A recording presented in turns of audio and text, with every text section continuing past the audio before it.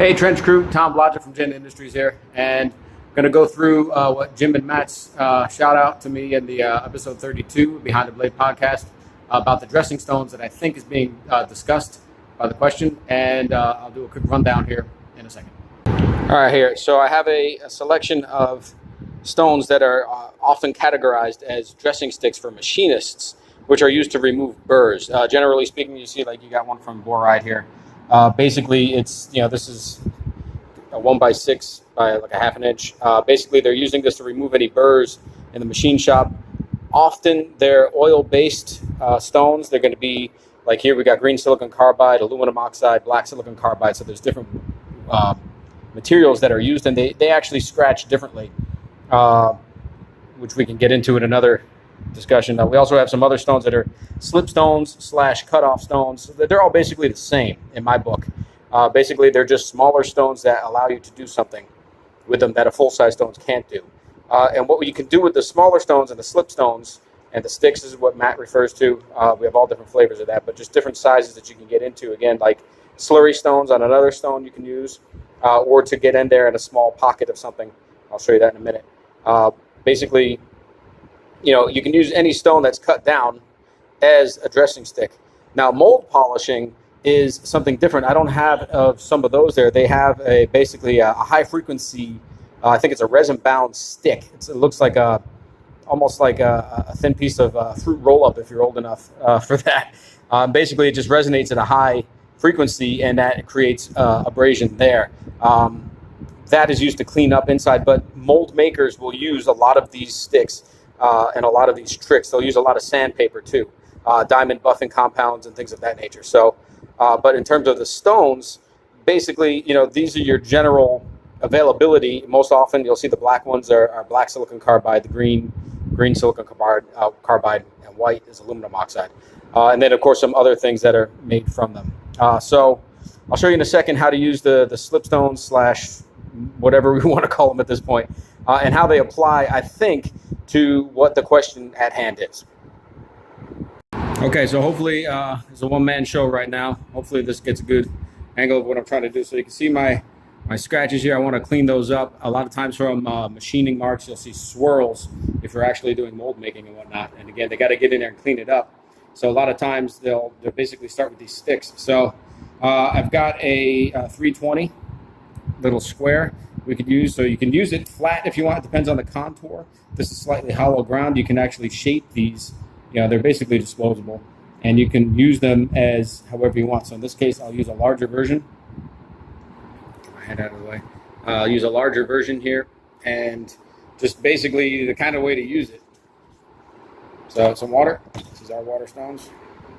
And again, I'm not set up my usual rig or anything, but hopefully this comes in the camera good. So you can round this over however you want to shape that. You can do that on another stone or whatever. Basically, you can start coming in flat this way. You can tape off your, wherever you want to stop. Just use your painter's tape. You just start using it like a stone this way. You can, however you want to do that. Again, you can make a thinner version of it, same cutoff. Use a thinner one. So this is this is going perpendicular to the actual scratches from the belt. So it's going to take a lot longer this way. But you can see that it starts really kind of exposing that. It starts to clean that up. So probably could have done one more step on the belts here. But again, the sticks, same thing. This is 1,000 grit in this case. Again, not about the grit so much, but just about the action. So again, this is smaller, so it gets into smaller grooves. So if you're in here in the corner areas, you want to get something close to anywhere really. Depends on where you're at, And you can use it as, to get the rounds over the corners here. And get in there. Again, you can come across at this point, you can come across to the 45.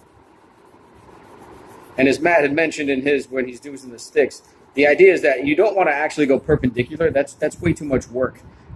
Traditionally, the way guys, stone polishers, sword polishers even, they do is they'll go with the grain. So this way is, vertical here. And ultimately what they'll do is they'll come back and they'll go slightly askew. So here I'm going straight 90. So I'll just turn it and do, yeah, in this case, almost a 45. But you're just basically going slightly askew. And that slowly brings down the peaks.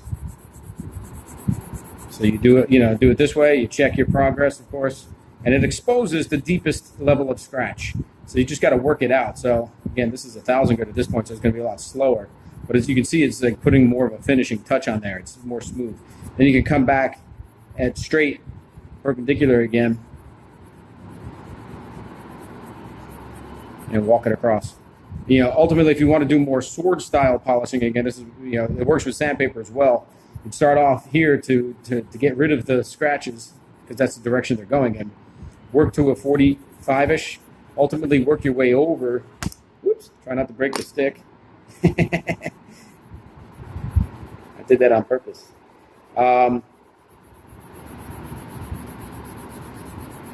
once that's established, it's still at the same grit, then you can work your way over if you wanted to go a full out. You can do closer to 90, perpendicular here, and then ultimately work it over if you really want to go for that kind of finish. That's the best way to go, at least transition from a straight vertical grind to a horizontal finish, other than, of course, using your belts and wheels to that effect. So, yeah, so that's basically how the sticks are used. Again, you can use the different sizes. If you have one that's specifically, that size and contoured, you can work that out.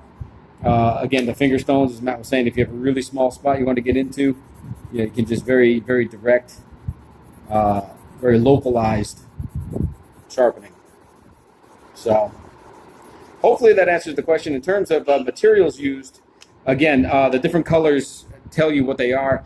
Most of the time in machinists, they're using oil because they don't want like steels to rust and whatnot. But as knife makers, if you're using stainless steels, you can get away with higher quality sharpening stones at this point. With water stones, you don't need oil per se. So, but these are what mold makers would use.